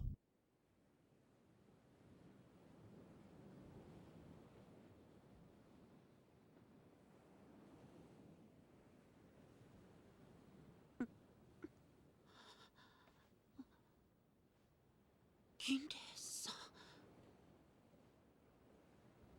博士、それにケースは I mean, it's surprising y'all survived. It was a giant robot attack. お目覚めかな。 He's still just fucking here. ちょうどいいお迎えが来てくれたよ。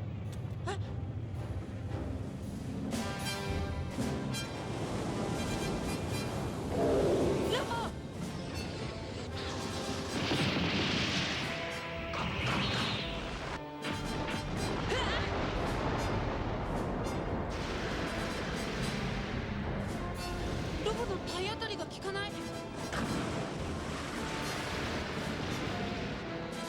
バリア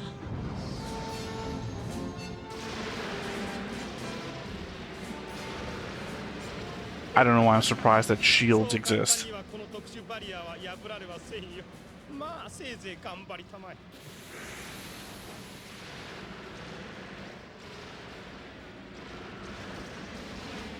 ロボ。さて、頑張るのは彼の勝手だが、こっちも用があるんでね。さあ、そのアタッシュケース返しておくれ。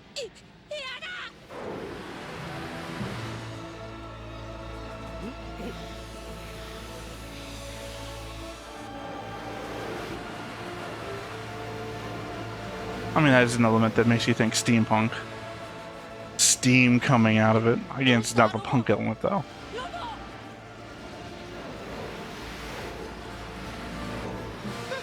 そうかいそうかい、ジャイアントロボ。君は出力の調整ができてないんだね。だがな、そうまでして助けたいご主人様。 I mean, it's over 50% of what it was before. We know that.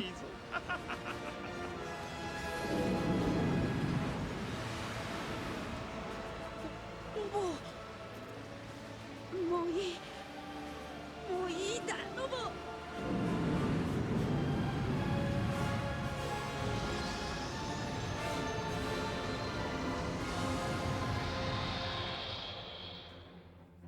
よしよし。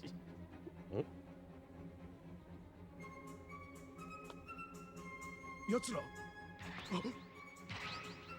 センス。 Yeah, I mean, it's very much a Rorschach situation, right? No, he didn't. He's very fast. No, I mean, locked in here with me. They're all within a shield. ほら、お前もだよ。このガキ。だからおめえは足手まといなんだよ。鉄牛さん。よろしい。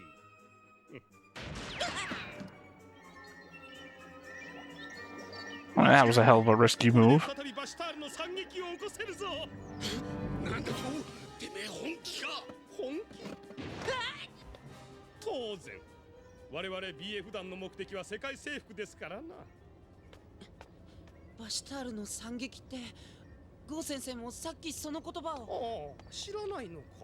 すると君はシズマドライブをただの素晴らしい平和のシステムだと思っていたわけだ。ダメよ、大作君。そう、知らなければそれで済むこと。 See? Like I said, they're so tied to it. いいじゃないか。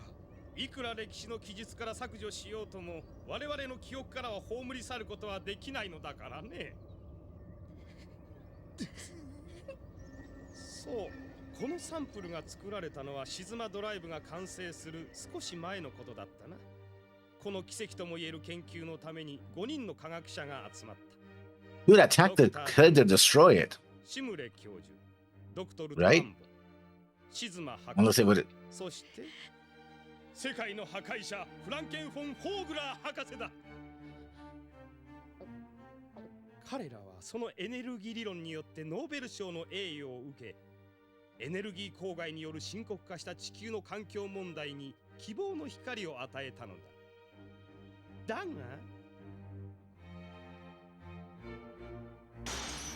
失敗失敗失敗。その理論をもってしても実用化は父として進まず、世界の人々は希望が大きかっただけに苛立ち、彼らに So it's too strong, or it's like couldn't implement it right? 諦めるしかないのだろうか。やはり完全無欠のエネルギーなどはありえないのだ。彼らが挫折を目の前にしたその時だ。ついに一人の博士が決起に流行ってしまったのは。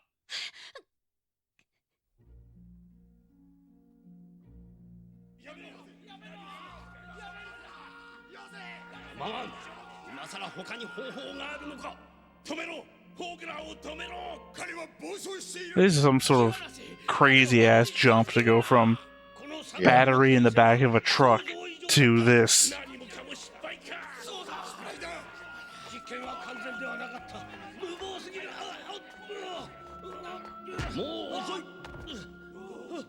世界は待っているのだ。この研究の成功を。我々は一刻も早くこのエネルギーを作り上げねばならんのだ。そのためには何の恐れもいらん。そう、私はこれと共に生き、これと共に死す。今さら何のためだ。 Yeah, it's the same exact scene as last time. そう、その博士はまだ不完全状態で未調整のサンプルを作動させたのだよ。ドライブシステム完成の功に馳せってね。そして制御できないエネルギーはある一国の全土そのものを蒸発させてしまったのだ。 I mean, either it was a really small country or we've really overplayed or underplayed. 今は存在しない。私の生まれ故郷とともに。傑作じゃないか。何が完全無欠の絶対エネルギーだ。笑わせるんじゃない。我々 BF 団でもここまではしないさ。そんなことがあったなんて僕は。 I mean, say something when you the bad guys are like, we wouldn't even go that far. その後が本当の惨劇だったのだよ。黙れ、黙れ、黙れ、黙れ。これが私の命をかけた償いだ。博士、何をする。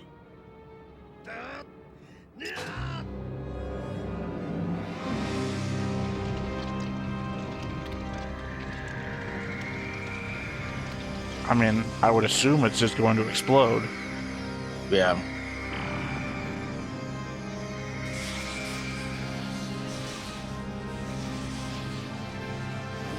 Well, I guess it overpowers everything in the area as well.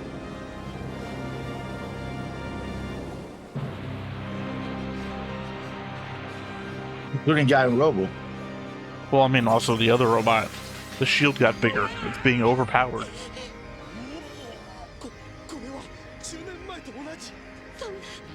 So I guess the subsequent explosions were just other devices exploding. Maybe this is like, that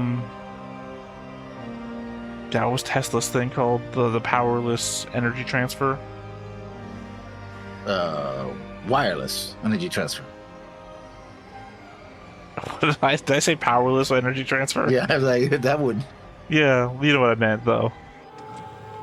Well, because it seems to be pushing out energy all over the place, and anything else that can receive it, it's getting overpowered. As per. Yeah.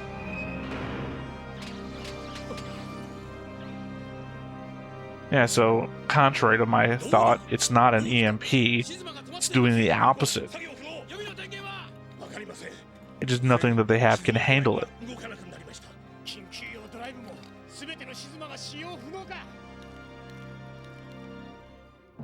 My pacemaker. It ran on the Shizuma drive.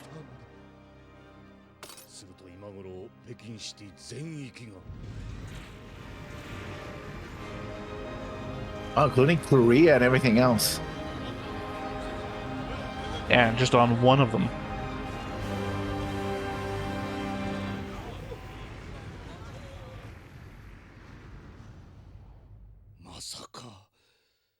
ゴー先生があれを動かしたのか。わかりません。静馬が作動しなければ我々は目も耳も塞がれたままです。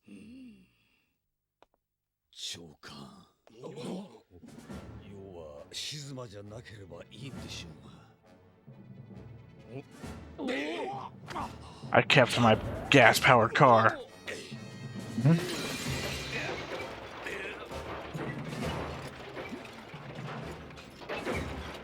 やめたまえ、君のその体では。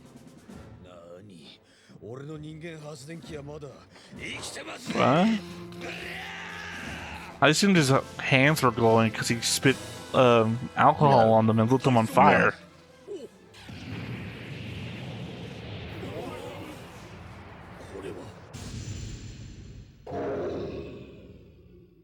Mid-credit roll. Yeah.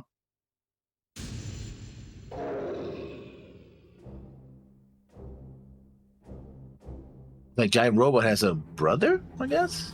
A counterpart? Yeah, it looks like Pluto to me. 敵の手で作動させられたのか。出力は抑えられないのか。わかりません。システム自体は正常です。第3のサンプルと呼応している。やはり北京エリアで反応が。 But unfortunate character designs. 日本との干渉を止めるしかあるまい。それで再びフィールドを立ち上げるのにどのくらいかかる？待て！お前あまり見ない顔だな。こっちを向いてみろ。 We've been They all have infiltrated. masks. How the, yeah. Well, to be fair, Oh, it's a he's got detective. Kenji's thing.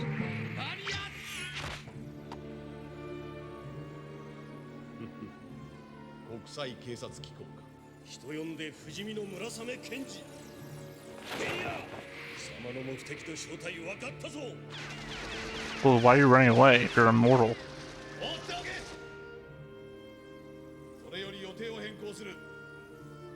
至急 V 体制を取れ。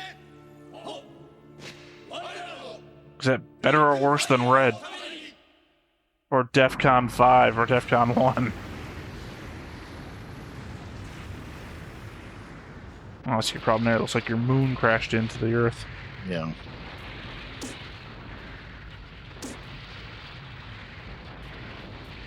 さらばだ、静馬ドライブの偽善者ども。そしてフォーグラーの復讐の時が来た。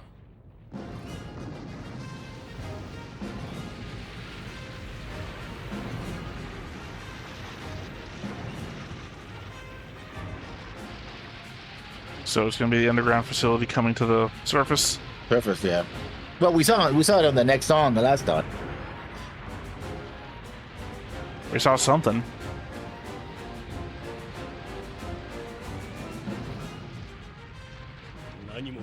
Well, he certainly got outside pretty fast. こ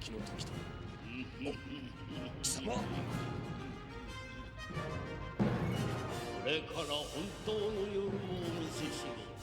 大階級ホームラン。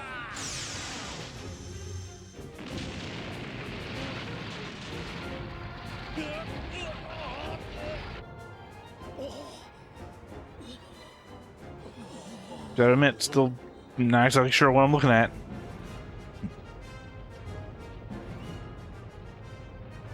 何か出てくるぞ。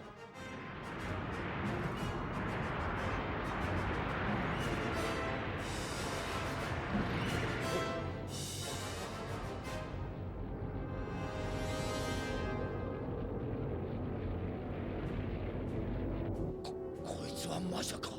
It's an angel. 間違いない。やつだ。 Someone call Evil One. 全世界に告げる。全世界に告げる。静馬ドライブに頼って生きるすべてのものに告げる。今、10年前のすべての借りを返す時 The が来た。 thing you did? Do we have to atone for the thing you did? 元に行う復讐である。静馬ドライブへの復讐である。そしてその鉄槌を下すのがこの黒い大階級。その名はフランケン・フォン・フォーグラー。 I mean, that's just your name. フォーグラー博士が生きている。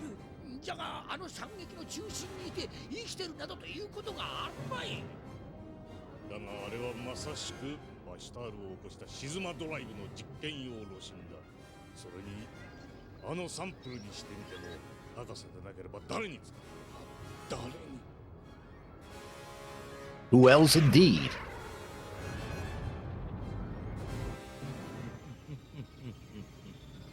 Shizuma himself? Yeah.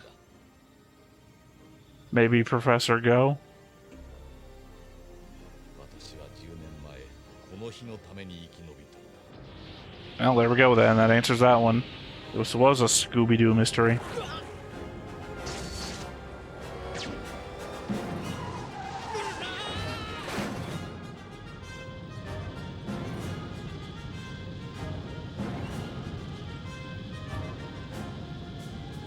Sure, the lights going out. That was the real problem.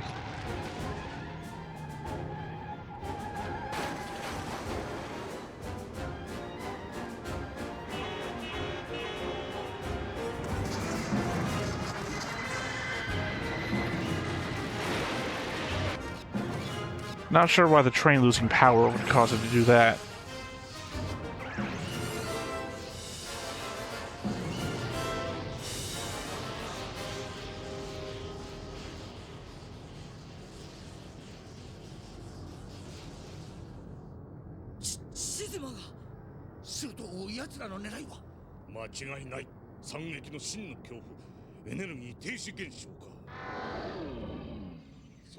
And there's that thing we saw before.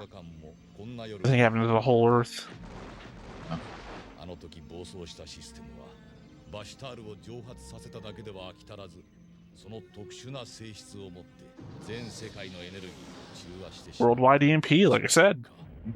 地球は完全に静止してしまった。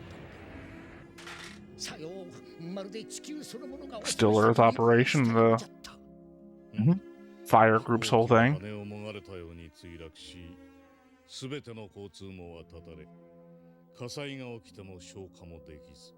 You could still bucket parade that shit.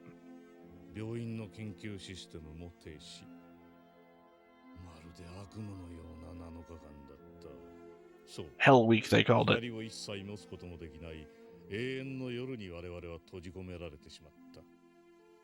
そして地球全人口の3分 Wow, 2/3 of the population. That's not. I was gonna say not worse than Operation British, considering we had millions and billions of people in space. That means the population's bigger in Universal Century. I mean, it was 4 billion in Operation British. 2/3 of humanity. So if it's 7 billion, 2/3 of 7 billion, it's actually more.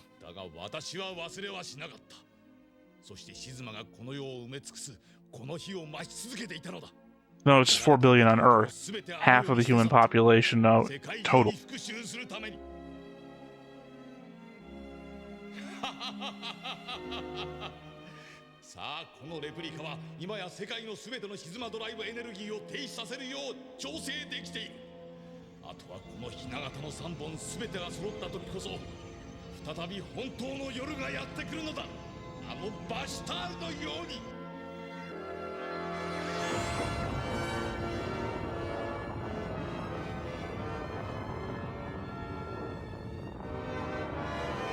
Well, this is just his imagination now, right? Well, he said when all three are together, and we don't have all three, so.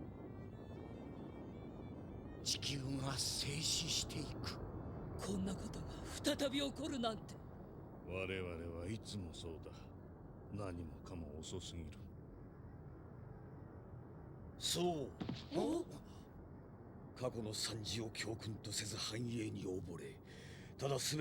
how are you not dead if you have a generator inside of you?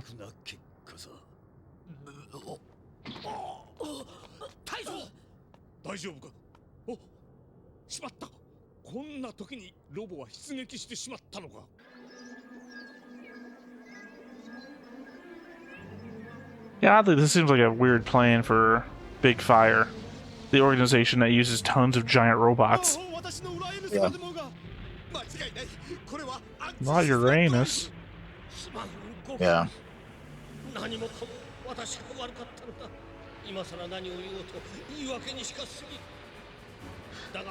Yeah, what's your plan here, Shizuma? You who activated this thing.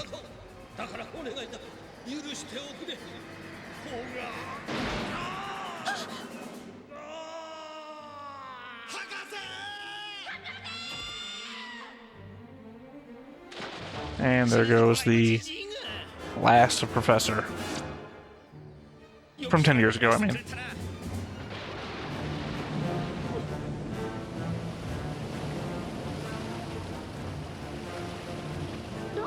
Or not, never mind.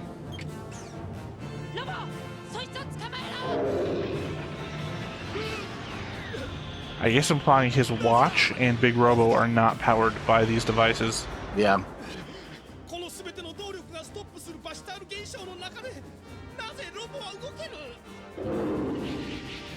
I'm nuclear.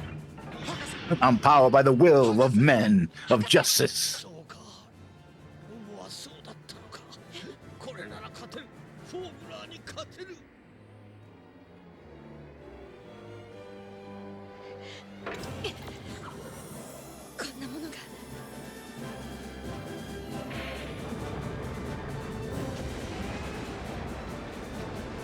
Yeah, great, you turned the power back on, but you turned the enemy robot back on, too.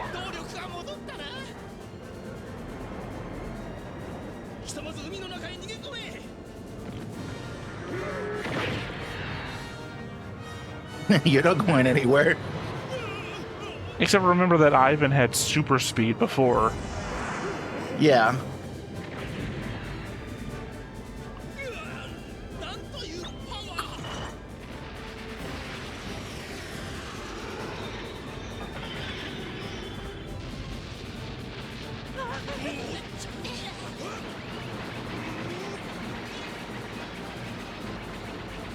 That's a super strong fan, I'll tell you.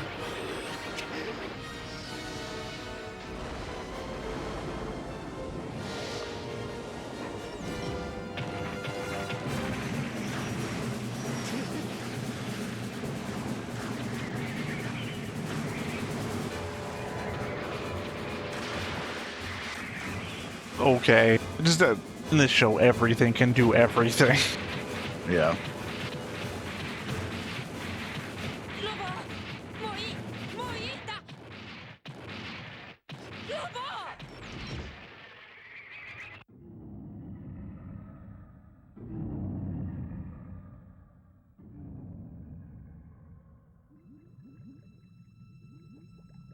Wouldn't be surprised if we found out that Robo was powered by his dead parents.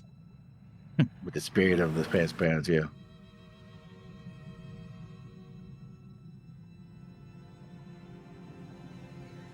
Pardon me. Pardon me again.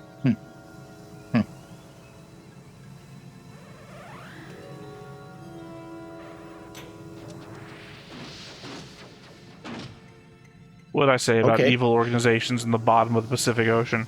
申し訳ありません。サンプルの奪回は失敗してしまいました。ことは見ていた。イワン、なぜ奴はバシュタール現象の中でも動けたのか。ロボの正体は我々にとっても少し厄介なことだぞ。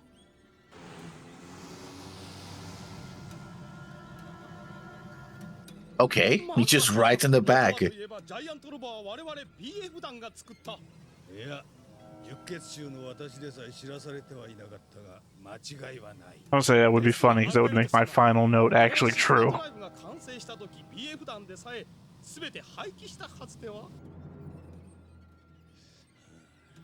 わからん。全てはビッグ。 And he's not even wet. Like he's not even dripping of water. He was.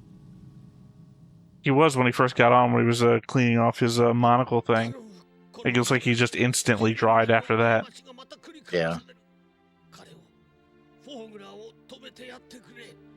博士、博士、どうすればいいんですか？奴はまだ完全ではない。その一本を奴に渡さない限り、3本揃わない限り、3本。わかりました。博士。博士、それ以上無理をすると。いいのだ、私はもう。これが当然の報いなのだ。大作君。チャンスは君だ。世界は君とロボにかかっている。 Of course they are. You're they're the hero. Also for reasons that we will reveal next episode. Yeah.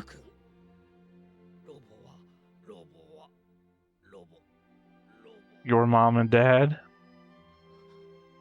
Gonna start crying. It would tell me I'm right. Or the other thing I said. Nuclear. I did say nuclear as a joke too. Oh, no, he's crying. I was right about the first thing, too. No, he's crying because the professor died. No, he don't give a shit about the professor. Professor said, Robo is your parents. And then he said, you're right, Robo is nuclear to throw everybody else off. Nah.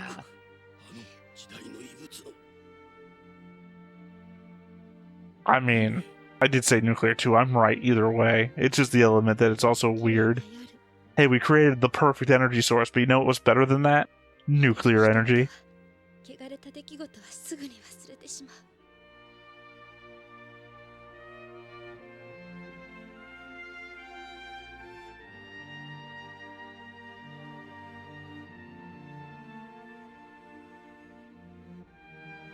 So next episode is giant Robo versus a gianter eyeball. I don't think so. They don't have the third thing, so they can't activate it yet. Yeah, but it's still active, so yeah, it's not powered up though. It's not active. You don't see. You see rolling along and doing all the shit that it did. That's not the main thing. That's something else. That's not the main thing. That's a giant eyeball. Nah.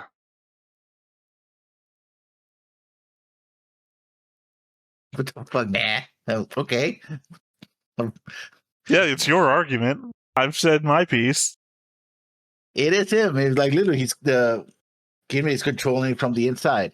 It would go full power. I'm just going to go to the far extreme of all of my arguments now and say that they're going to open a rift to another dimension. I'm going Hellboy route. Dude's immortal, opening a rift to another dimension, and Giant Robo is powered by the dead souls of his parents. Of course. Because why not? Yeah, exactly.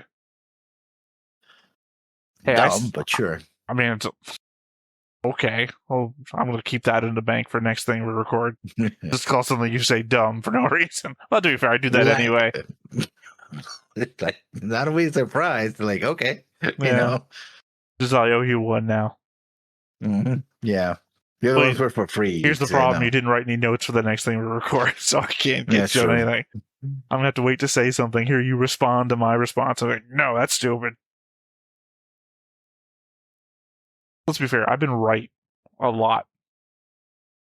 Yeah. Yeah. I think it's made me cocky. To the point where I just think I can't be wrong now. I made jokes, and then the jokes turned out to be true. And it's like, okay. Very interesting. I like the first episode. It had some more action than this one. This was more. Literally was thinking that once they started introducing new characters, and I'm like, I don't think I need these new people. I kind of liked the first episode more because it was just getting us into the world. And now this feels like, wow, we're just like blowing up the world. Not like what they were doing, but like we're blowing up the world in that we're like expanding it way further than the first episode did. 10年前の惨劇の証人、黒いアタッシュケース。その栄光に輝く背徳はさらなる謎を呼び、上海を決戦の場と選ぶ。だが一人グレタ・ガルボに残される貴様大作は。お願いです。僕も戦わせてください。シズマ博士の仇を撃たせてください。それとも今さらロボの原子力が怖いって言うんですか？次回発令電磁ネットワイヤー作戦上海に落つ。I don't think they're going to succeed. Yeah, I know. The fall of Shanghai. Well, I mean, to be fair, it's what she was saying, that people forget about the failures of the past, and obviously what we're doing here is the looming shadow of the dangers of nuclear power and its misuse. Yeah. Originally, I thought, actually, I didn't write this down in the notes, but I thought they were going to go with the what's the first thing that you do with a new power source? Make a bomb. Yeah, you weaponize it. So I thought that's obviously what they were going to do, but it's like, no, it's the scientists. And why would that one scientist be there with the other 5 if he was just building a bomb? I mean, the last time it kills against, that's the problem with that is, okay, I know they big, like, oh, this is a big disaster, and all, like, but do you really, 2/3 of the human population dying, you wouldn't recover in 10 years. It's not about recovery. I don't think they're implying recovery. I mean, it seems like they have cities and all that. And, no, well, I think I've covered this with you before. Maybe I didn't. Maybe I did this with Griffin. The element of zombie media, right? Or not pestilence, plague media, where they indicate 99% of the population died. If 99% of the population died, you would still be running into people every goddamn day. Like, so many people. Especially if you lived in a population center. No, I did my math back in the day based on, like, London. Because I think I was listening to an audiobook series called After It Happened, which is basically a pandemic situation. So it comes out before COVID comes out, but it's essentially an airborne COVID situation that kills 99% of the population or something like that. And it's like the citizens of like London coming together to try and rebuild society in a way that they can survive. Like, if we don't start like farming or collecting people who know how to do things, we're just gonna fucking die. Winter's gonna come and we're all just gonna fucking die.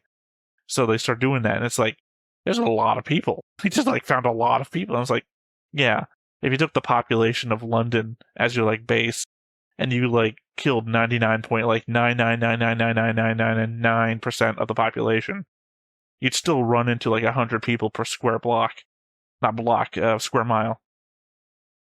Yeah, but if you live out in the suburbs or out in the countryside, yeah, but I'm just meaning the general population of Earth. If you're representing that without the map, you'd still be likely to run into people all the time. You'd have to be in a real, like, uninhabited area to not run into people.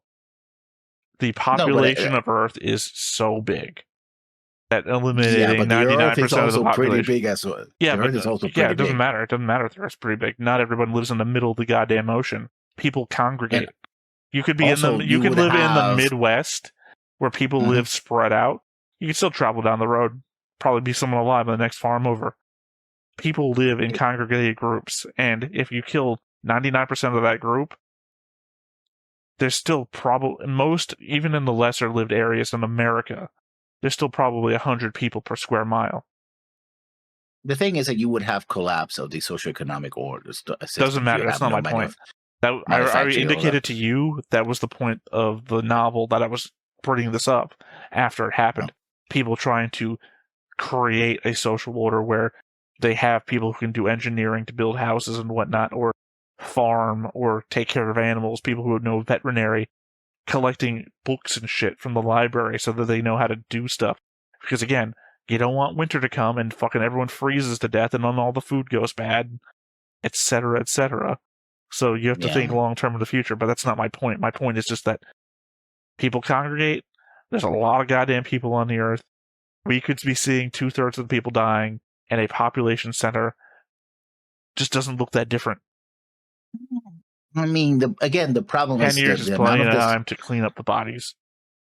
Yeah, I mean, yeah, but to talk about the destruction, unless you have high levels of automation, from trains to planes to manufacturing, shipping, power. I mean, power they solve with the new power source, because without that new power source, Earth would be, pre-industrial, even 10 years out. Yeah, it depends. Yeah. Well, a lot of if you ever watched Life After Mankind, the area around the Hoover Dam doesn't get changed that much. The Hoover Dam only stops generating power because Life After Mankind is a world without people to maintain it. I mean, when you kill 99% of the population, the people who are the experts would just stop, right? You're assuming. You could have some it's a random selection. You're assuming all the experts die. I mean, still 99% of the population, unless the top 1% are all experts in power, manufacturing, farming, bureaucracy, drive the trains, fly the planes. Yeah, no, it's a John Galt fantasy of, we could just gather all the people in one place and it will thrive and everyone else is going to die off. Well, I mean, I guess, I don't want to know. I always say it's my final point, and then we have something else to argue about anyway. My point against that is, you don't fucking know. You didn't survive the bubonic plague. You don't know what it's like. None of us do. Who's to say? I mean, literally in the bubonic plague, there was a massive economic change because there were so little workers that they could demand from their feudal lords to be paid more. It's like, you don't have a choice. Yeah, We're I'm just saying that we don't know. No one's gone through that in the modern age. And you're just saying what you think would happen, and somebody else will say what they think would happen, and someone else. 50% of the population in Europe alone was over a period of 100 years. I just brought up the bubonic plague as an example of a massive death situation. You didn't live through the Spanish flu either. I'm just saying that nobody knows. Unless it happens, nobody knows. Your guess is still just as guess. It might be an educated we do guess. have indication, for example, when you have like world wars, we've had countries like Ukraine and Russia who had massive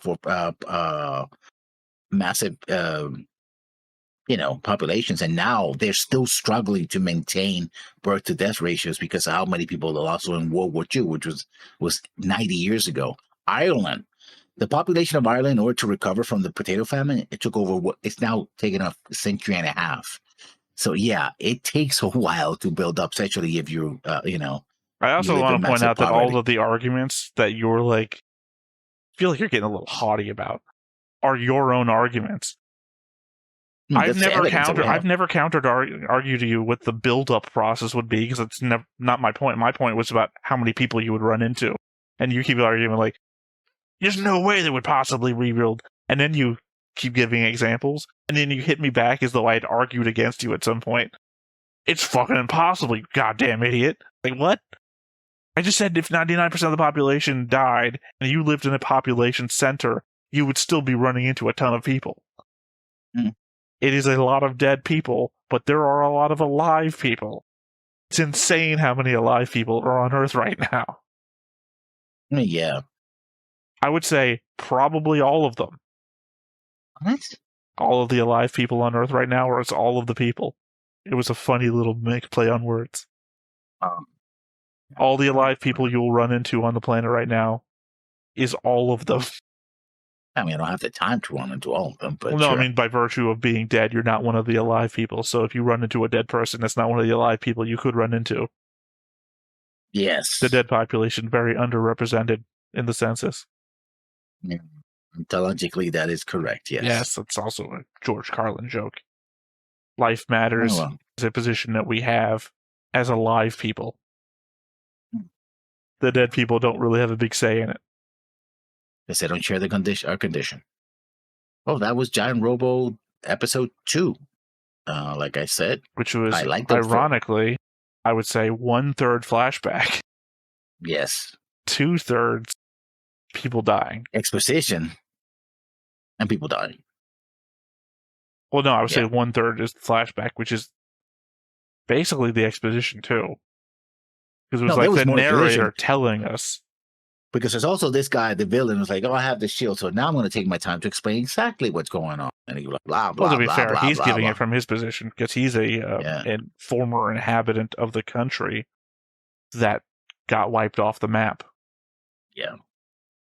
So I guess these guys have, the reason why they have superpowers, so they have an engine inside of them? I don't know. No, that's the one. That's the one guy. Yeah.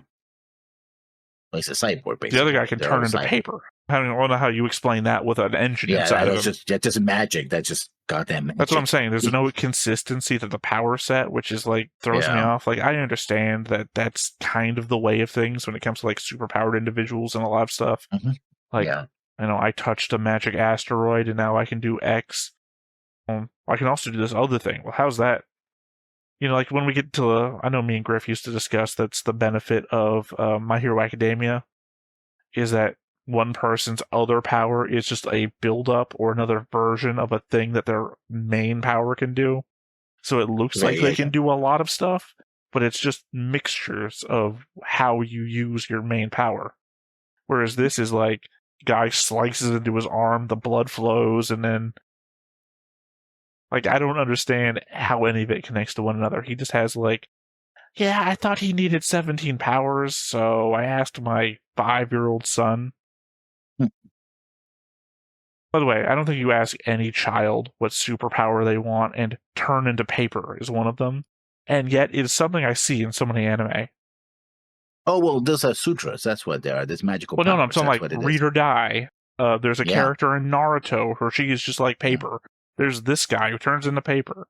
It's just like, it's... Yeah, those are sutras. That's basically it's like turning into prayers, basically.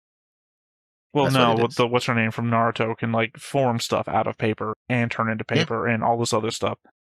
It's not your replacement jutsu shit. Which is what he's doing. No. Yeah. I'm just saying that it's so common, and yet it's not anything I've ever heard any kid... You know, what superpower do you want? Flight, super strength, turn into paper? That was magic. Yeah. That was magic, yeah. Also, I think mostly illusionary as well.